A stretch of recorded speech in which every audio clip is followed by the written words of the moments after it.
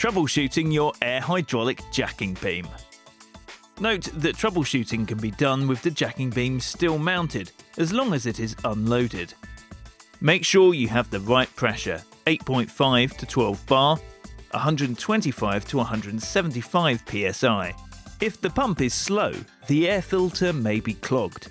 Remove the filter and O-ring and replace it with new ones.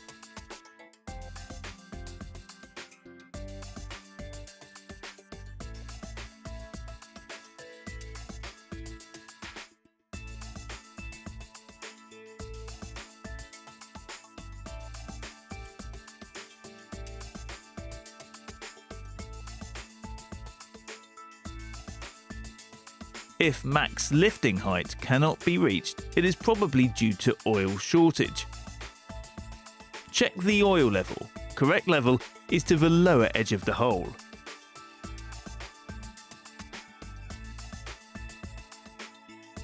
Make sure the pump delivers the correct oil pressure.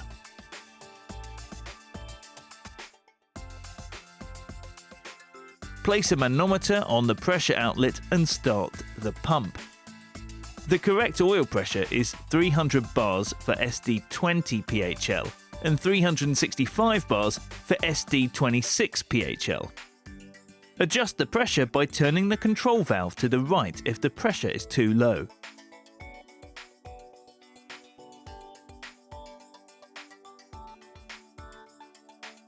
If pressure is dropping, the release valve may need to be adjusted. Make sure the release lever has a 1 to 2 mm play. If this does not solve the problem, the pump has to be replaced.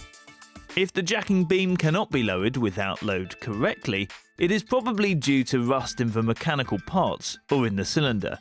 Make sure that the rollers in the top frame, as well as the base frame, are running unobstructed.